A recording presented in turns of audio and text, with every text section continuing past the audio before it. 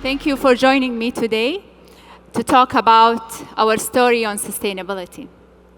LEAP is a great event, and this very important topic was touched on by every speaker and every booth. Thank you so much. So today, I will talk to you about a very important topic that's I'm very passionate about, and I'm sure a lot of you are, regarding sustainability and climate change and what we are going to do with this.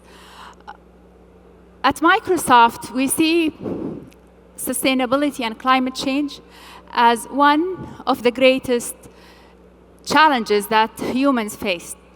And the most challenging is how we are responding to these challenges. And as you have seen, sustainability is becoming a buzzword. Everyone is talking about it. It's more than just being a hot topic. It's becoming a necessity and responsibility for everyone. In the latest intro panel on climate change report that was generated on 2021, it indicated that climate change is affecting every region of the planet in multiple ways.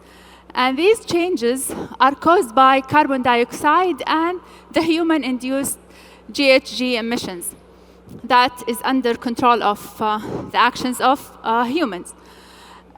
Furthermore, these emissions, if it's not controlled, and these actions, if there is no radical and wide-scale and immediate response and action is taken to these changes, the world and the climate cannot be controlled between 1.5 to 2 degrees. We at Microsoft think that this is not just an opportunity for change. We think that there is an opportunity that we can put together science and technology and allow for a world that's not only enough for us to survive, but also to thrive. So we are committed to harnessing the power of technology to help everyone, everywhere, build a more sustainable future. We don't only see sustainability as a necessity and responsibility. It's good for businesses, for companies, for governments, because it will enhance their efficiencies. By enhancing efficiencies, you discover ways for conservation and saving money, and that increases and improves the margin. And today, the global citizens and the customers are looking for brands that they trust, brands that have mission.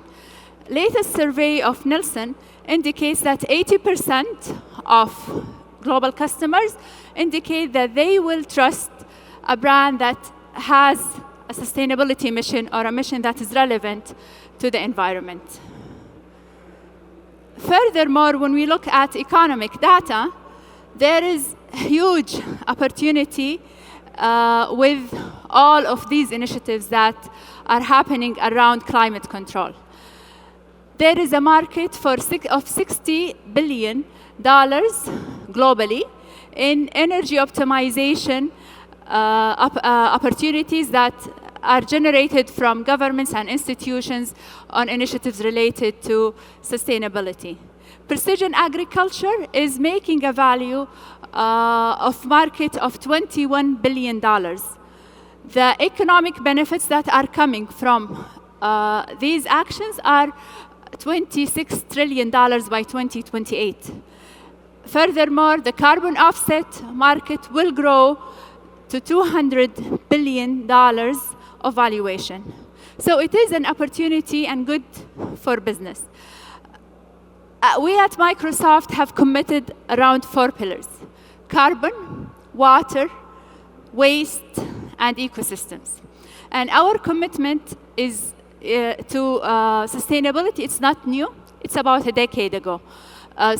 We started in 2009, and we have moved on with the latest commitments in 2020 to be carbon negative, water positive, and zero waste by 2030. when it comes to ecosystems and biodiversity, we're building a planetary computer, a computer that supports the biodiversity around the globe. This is part of AI for Health, AI for Earth program that Microsoft is leading and making a lot of data available for conservatory community. We have already progressed on those commitments. There is 10 petabytes of data that is available for the conservatory community, open for the world to use and learn from to protect our ecosystems. We are investing to build the leading platform of technology solutions and environmental solutions around the 4 areas. Carbon makes sense because industry uses a lot of carbon. So reducing the carbon and reducing the carbon footprint is very much one of our missions. And when we talk about carbon, water as well comes inside. The very little water that's available, it makes sense that we use potable water instead and find ways of reducing our utilization of water and make that water available for humans around the world. When it comes to waste, also reducing the waste, there's a lot of waste that is being dumped in the landfill, and we are committed to achieve zero waste by 2030. And the ecosystem finally, and ensuring the biodiversity. Doing all of this, it's not just an operational thing that we do, it's at the heart and the core of our business. So all of our operations are centered around sustainability. Our products and services solution throughout its life cycle, we're having sustainability and environmental friendly at its heart. We are doing this with our customers and partners. Microsoft relies a lot on the partners and informing policy and working very closely with policymakers to ensure that we advocate for policies that are sustainable and friendly to the environment.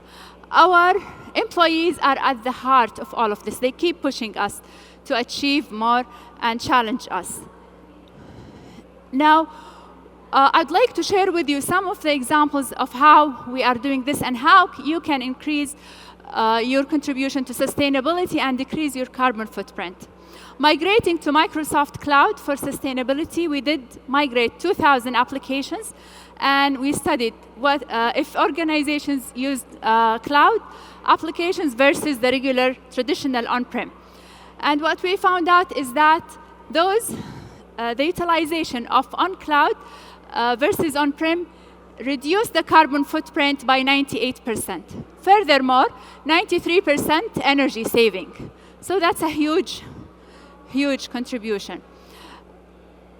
If we look at smart buildings as well, that's something that we start with our buildings to make sure that we have smart buildings that improve the utilization of our energy and ensure that we started with our campuses. With one dashboard, we can look at all of the activities that is happening, and that helped us reduce 6 to 10% of our annual reduction.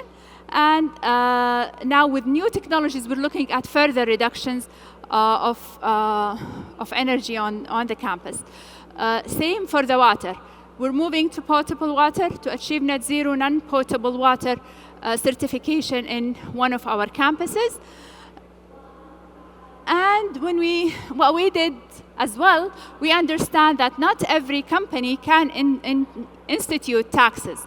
But what we did is that we instituted taxes inside the company on our business units, and we use that fund to generate innovation funds that supports missions related to sustainability.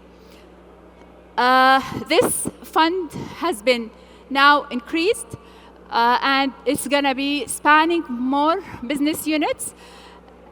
And it's important to keep this in mind, that it's not necessarily instituting tax, but the importance of instituting tax inside the company. I'm sharing this with you because it also helps raise the visibility, which is very important, and the reportability of what are the activities that are going and how our activities are affecting the environment. Enabling hybrid work. Also, I mean, COVID came and everybody was working in a hybrid way. Hybrid work is here to stay. Today I was reading a memo from Ministry of Human Resources, Human Capital, instituting hybrid work. So what we did in 2020, we ran an event of 2,000 attendees. And it was completely online. And we measured what if we had the event on-prem versus online. The equivalent of removing 400,000 cars from the streets for one day is what we have saved, which is equivalent to 5,000 metric tons of carbon. That's a lot. Now focusing on packaging as well, we have made the commitment to reduce our packaging, utilization of plastics in packaging to a minimum of 50% recycled content. And when it comes to plastic, I'm sure a lot of you had discussions regarding plastic with your kids. I have a daughter who's in grade 7, and she's very passionate about plastics because she hear and read about the straws and how the plastic straws affect the biodiversity and affect especially turtles. And she's very, very passionate. Whenever we go to a restaurant, she will not take the plastic straw, and she will give us a lecture of how this is affecting the environment, and she's using metal straws instead, which is really great. I'm very proud of a project that we've done with SABIC, giant Saudi company, to generate a mouse that was done and manufactured with 20% recycled plastic from the oceans. It's called the ocean mouse. And yesterday the minister talked about it. It's something that we're very proud of. It's an innovation. It was targeting 10%, but we managed to make it 20%. This is just the beginning. We're looking ahead to make it more and more from recycled plastic.